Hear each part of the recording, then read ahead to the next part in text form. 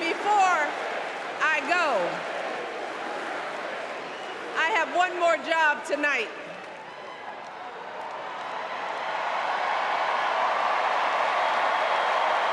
Yeah, one more job. You all, thank you for all the love, but it is now my honor to introduce somebody who knows a whole lot about hope. Someone who has spent his life strengthening our democracy, and let me tell you, as someone who lives with him, he wakes up every day, and thinks about what's best for this country.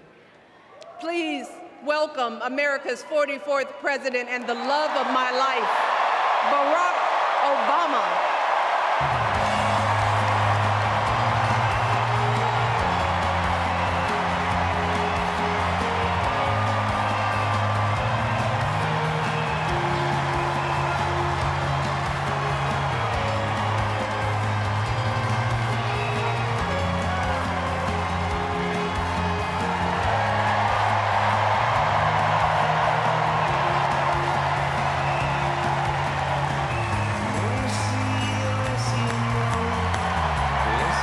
Chicago!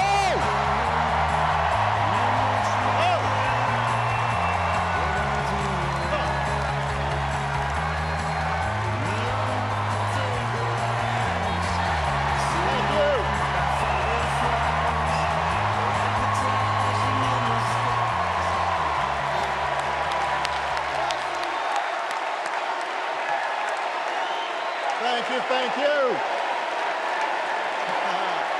Thank you, everybody. Thank you.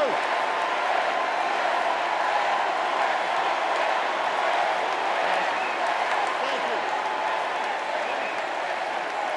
All right. That's enough. Thank you. Chicago! It's good to be home.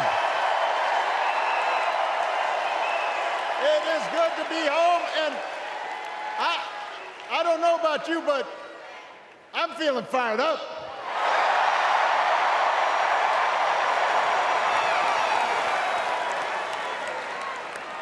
I am feeling ready to go.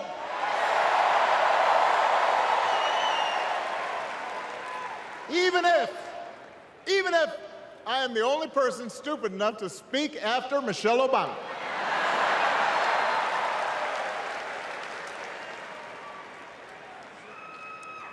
I am feeling hopeful because this convention has always been pretty good to kids with funny names who believe in a country where anything is possible. Because we have a chance to elect someone who has spent her entire life trying to give people the same chances America gave her. Someone who sees you and hears you and will get up every single day and fight for you. The next president of the United States of America, Kamala Harris.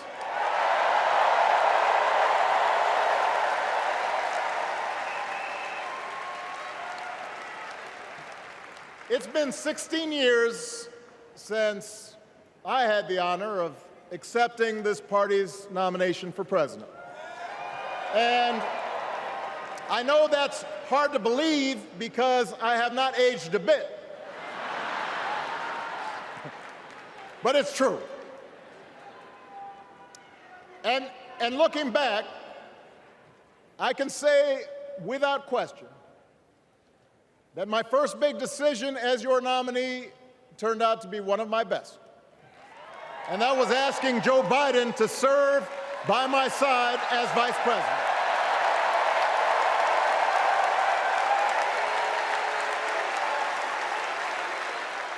Now, other than some common Irish blood, Joe and I come from different backgrounds, but we became brothers. And as we worked together for 8, sometimes pretty tough years, What I came to admire most about Joe wasn't just his smarts, his experience. It was his empathy and his decency and his hard-earned resilience, his unshakable belief that everyone in this country deserves a fair shot.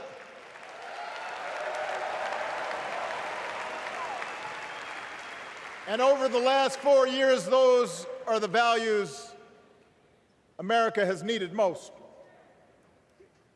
At a time when millions of our fellow citizens were sick and dying, we needed a leader with the character to put politics aside and do what was right. At a time when our economy was reeling, we needed a leader with the determination to drive what would become the world's strongest recovery. 15 million jobs, higher wages, lower health care costs. At a time when the other party had turned into a cult of personality, we needed a leader who was steady and brought people together and was selfless enough to do the rarest thing there is in politics, putting his own ambition aside for the sake of the country.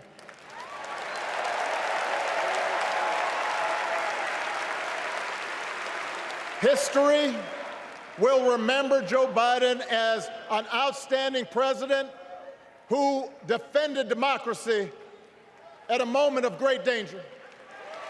And I am proud to call him my president, but I am even prouder to call him my friend.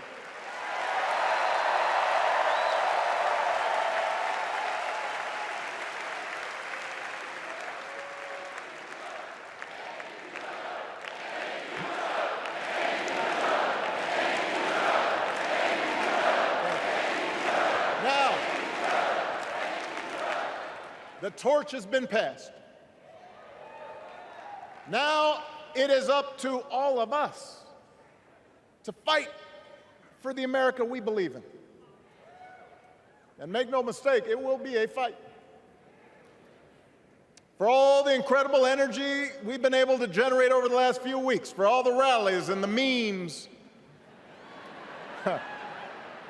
this will still be a tight race in a closely divided country. A country where too many Americans are still struggling. Where a lot of Americans don't believe government can help. And as we gather here tonight, the people who will decide this election are asking a very simple question. Who will fight for me? Who's thinking about my future, about my children's future, about our future together? One thing is for certain, Donald Trump is not losing sleep over that question.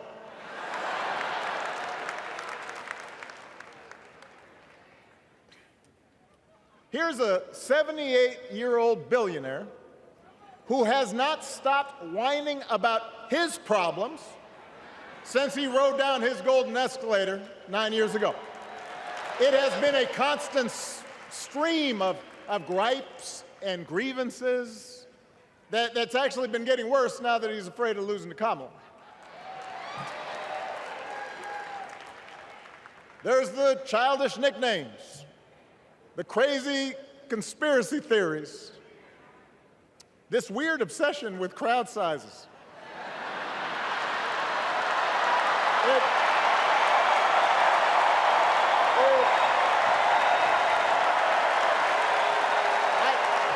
It just goes on and on and on. The other day I heard someone compare Trump to the neighbor who keeps running his leaf blower outside your window every minute of every day.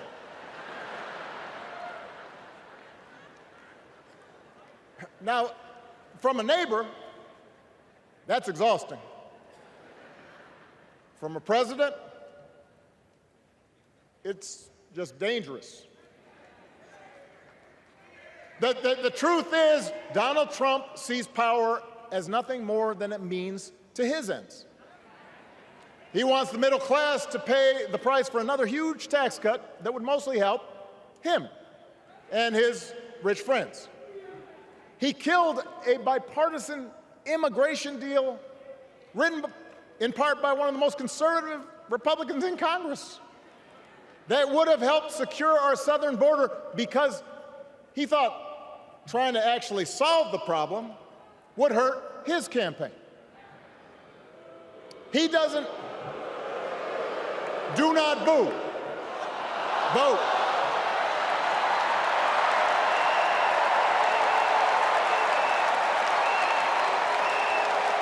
He doesn't seem to care if more women lose their reproductive freedom, since it won't affect his life.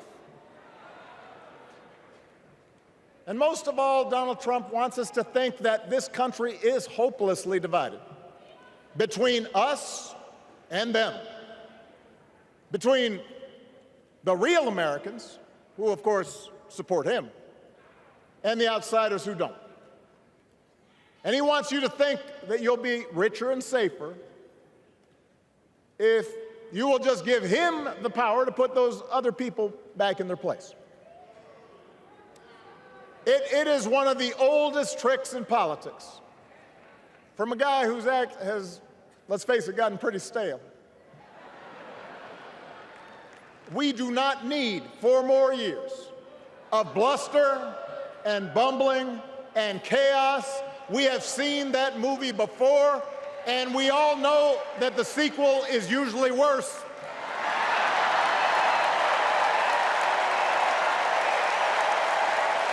America's ready for a new chapter. America's ready for a better story. We are ready for a President Kamala Harris.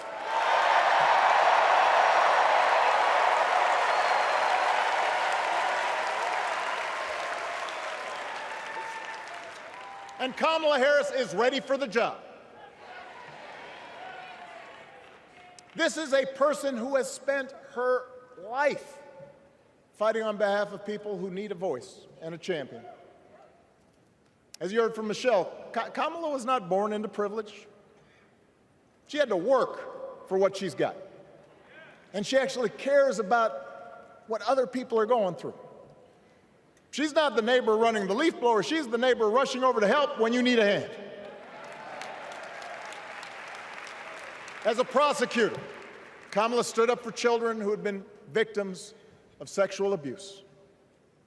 As an attorney general of the most populous state in the country, she fought big banks and for-profit colleges, securing billions of dollars for the people they had scammed. After the home mortgage crisis, she pushed me and my administration hard to make sure homeowners got a fair settlement. Didn't matter that I was a Democrat. Didn't matter that she had knocked on doors for my campaign in Iowa. She was going to fight to get as much relief as possible for the families who deserved it.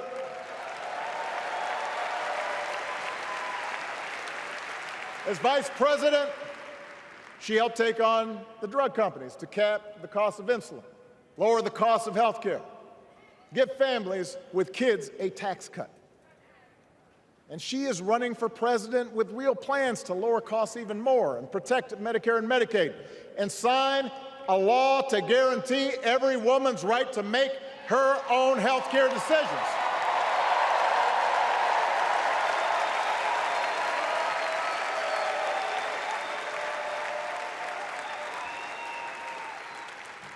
In other words, Kamala Harris won't be focused on her problems.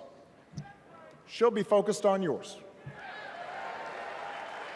As president, she won't just cater to her own supporters and punish those who refuse to kiss the ring or bend the knee.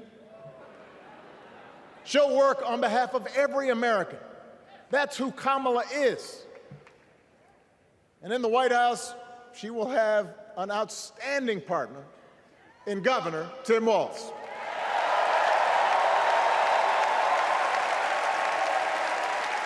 Let me tell you something. Let me tell you something. I love this guy. Tim is the kind of person who should be in politics. Born in a small town, served his country, taught kids, coached football, took care of his neighbors. He knows who he is, and he knows what's important. You can tell those flannel shirts he wears don't come from some political consultant. They come from his closet, and they have been through some stuff.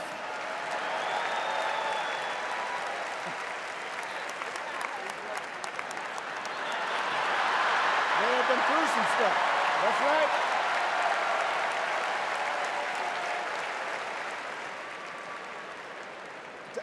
Together, Kamala and Tim have kept faith with America's central story. A story that says we are all created equal. All of us endowed with certain inalienable rights, that everyone deserves a chance, that even when we don't agree with each other, we can find a way to live with each other. That's Kamala's vision. That's Tim's vision. That's the Democratic Party's vision. And our job over the next 11 weeks is to convince as many people as possible to vote for that vision. Now, it won't be easy. The other side knows it's easier to play on people's fears and cynicism, always has been. They will tell you that government is inherently corrupt, that sacrifice and generosity are for suckers. And since the game is rigged, it's okay to take what you want and just look after your own. That's the easy path. We have a different task. Our job is to convince people that democracy can actually deliver. And in doing that, we can't just point to what we've already accomplished. We can't just rely on the ideas of the past. We need to chart a new way forward to meet the challenges of today. And Kamala understands this. She knows, for example, that if we want to make it easier for more young people to buy a home, we need to build more units and clear away some of the outdated laws and regulations that made it harder to build homes for working people in this country. That is a priority, and she's put out a bold new plan to do just that.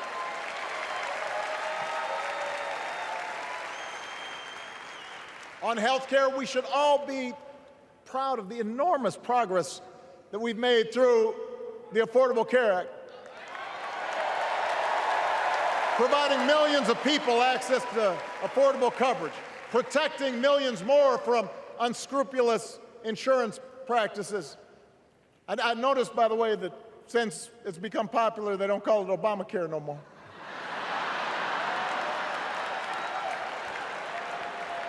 But Kamala knows we can't stop there, which is why she'll keep working to limit out-of-pocket costs. Kamala knows that if we want to help people get ahead, we need to put a college degree within reach of more Americans. But she also knows college shouldn't be the only ticket to the middle class. We need to follow the lead of governors like Tim Walz, who said, if you've got the skills and the drive, you shouldn't need a degree to work for state government.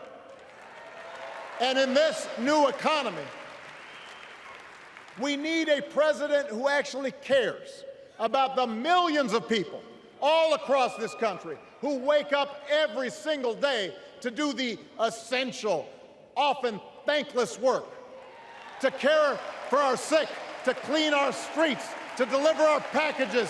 We need a president who will stand up for their right to bargain for better wages and working conditions. And Kamala will be that president.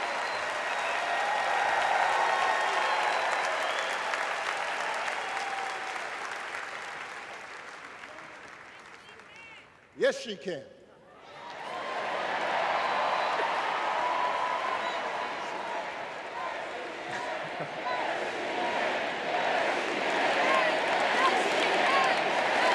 Yes, she can. A Harris-Walz administration can help us move past some of the tired old debates that keep stifling progress, because at their core, Kamala and Tim understand that when everybody gets a fair shot, we are all better off. They understand that when every child gets a good education, the whole economy gets stronger. When women are paid the same as men for doing the same job, all families benefit.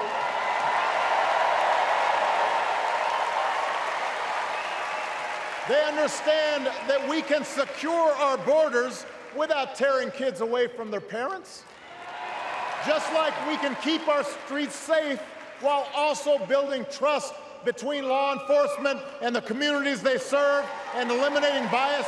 That will make it better for everybody.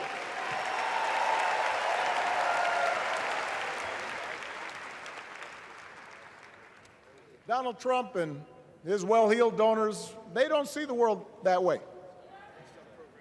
For them, one group's gains is necessarily another group's loss. For them, freedom means that the powerful can do pretty much what they please, whether it's fire workers trying to organize a union, or put poison in our rivers, or avoid paying taxes like everybody else has to do. Well, we have a broader idea of freedom. We believe in the freedom to provide for your family if you're willing to work hard.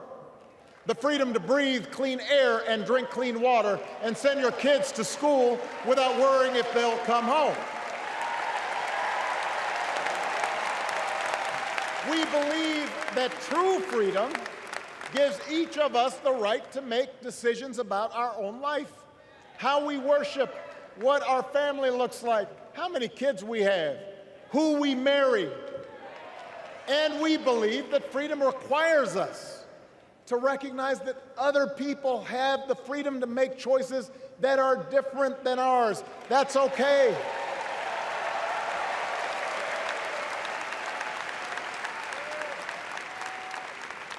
That's the America Kamala Harris and Tim Walz believe in.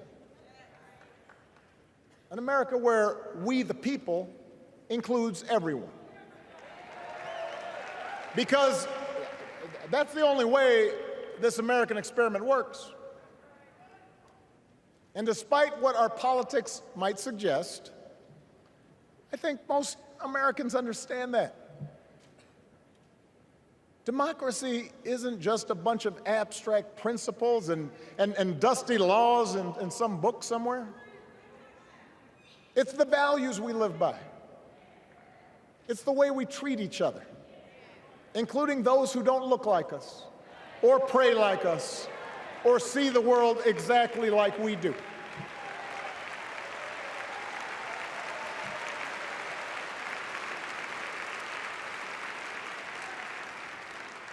That sense of mutual respect has to be part of our message.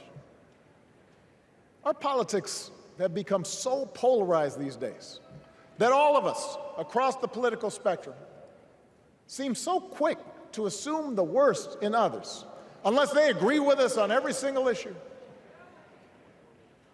We start thinking that the only way to win is to scold and shame and out-yell the other side. And after a while, regular folks just tune out, or they don't bother to vote. Now, that approach may work for the politicians who just want attention and thrive on division, but it won't work for us.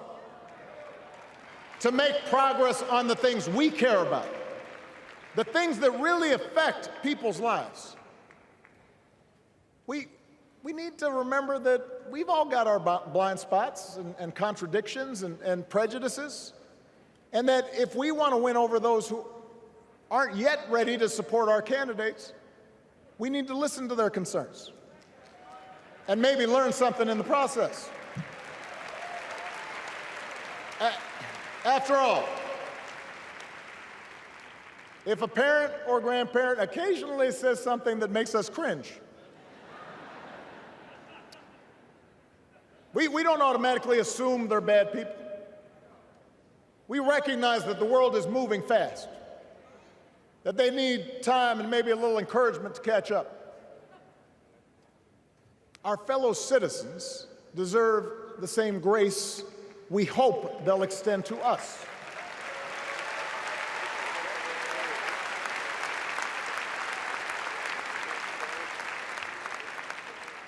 That's how we can build a true democratic majority, one that can get things done. And by the way, that does not just matter to the people in this country. The rest of the world is watching to see if we can actually pull this off.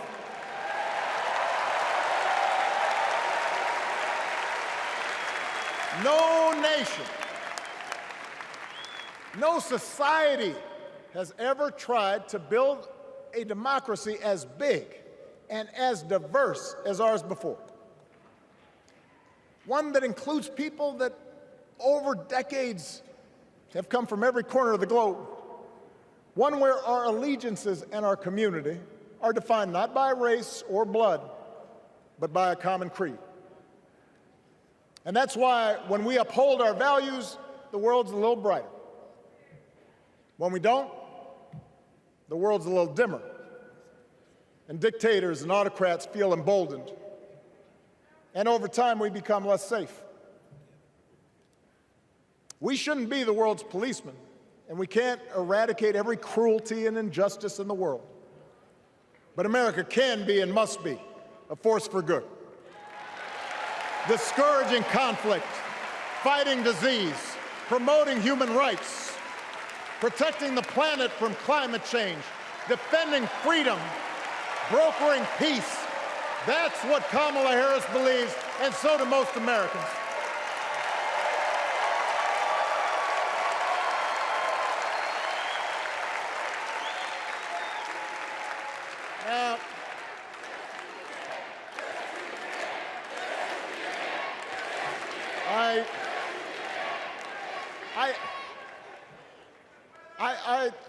I know these ideas can feel pretty naive right now. We live in a time of such confusion and rancor, with a culture that puts a premium on things that don't last. Money, fame, status, likes. We chase the approval of strangers on our phones. We build all manner of walls and fences around ourselves, and then we wonder why we feel so alone. We don't trust each other as much because we don't take the time to know each other.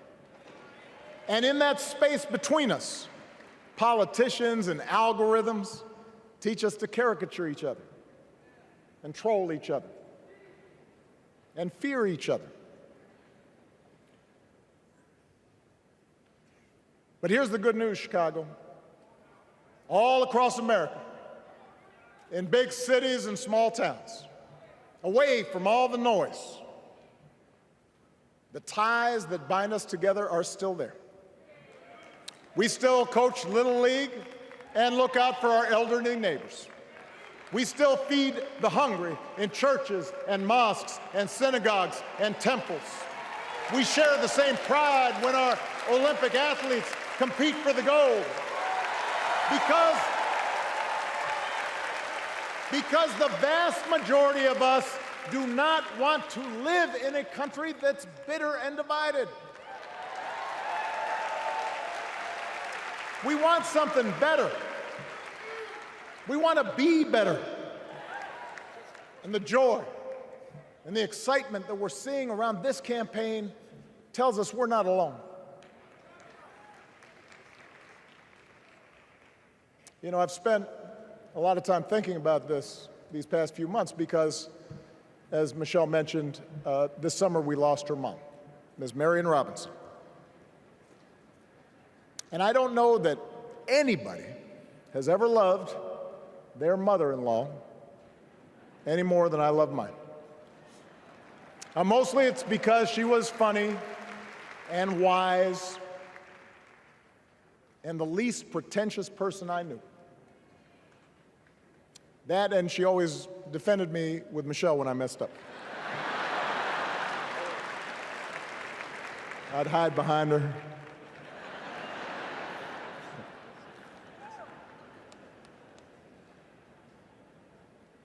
But I also think one of the reasons Mary and I became so close was she reminded me of my grandmother, the woman who helped raise me as a child. And on the surface, the two of them did not have a lot in common.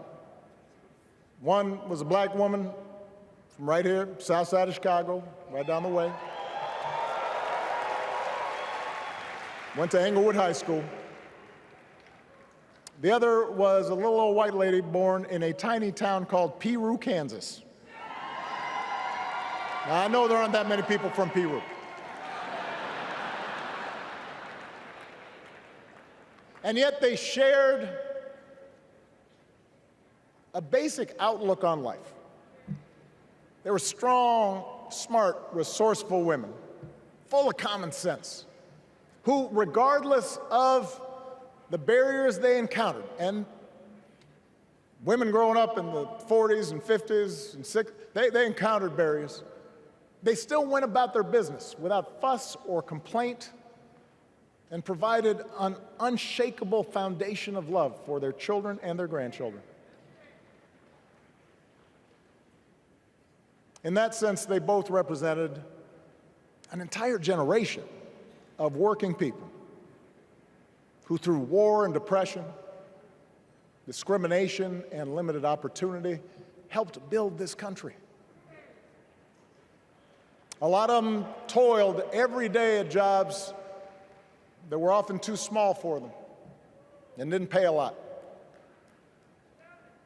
They willingly went without just to keep a roof over their families' heads, just to give their children something better. But they knew what was true. They knew what mattered. Things like honesty and integrity, kindness and hard work. They weren't impressed with braggarts or bullies. They didn't think putting other people down lifted you up or made you strong. They didn't spend a lot of time obsessing about what they didn't have. Instead, they appreciated what they did. They found pleasure in simple things: a card game with friends, a good meal, and laughter around the kitchen table, helping others, and most of all, seeing their children do things and go places that they would have never imagined for themselves.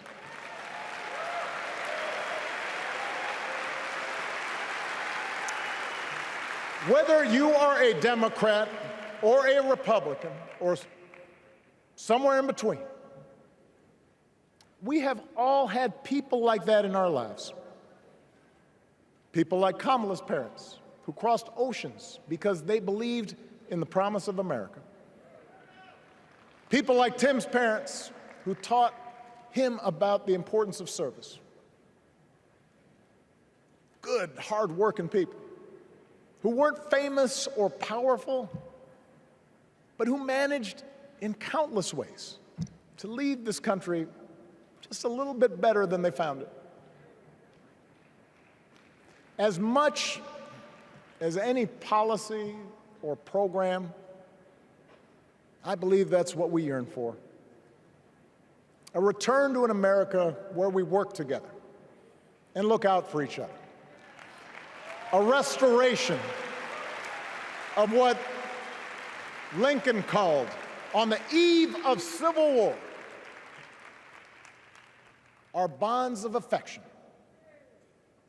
An America that taps what he called the better angels of our nature. That is what this election is about. And I believe that's why if we each do our part over the next 77 days, if we knock on doors, if we make phone calls, if we talk to our friends, if we listen to our neighbors, if we work like we've never worked before, if we hold firm to our convictions, we will elect Kamala Harris as the next President of the United States and Tim Walz as the next Vice President of the United States. We will elect leaders up and down the ballot who will fight for the hopeful, forward-looking America we all believe in. And together, we too will build a country that is more secure and more just, more equal, and more free. So let's get to work. God bless you. And God bless the United States of America.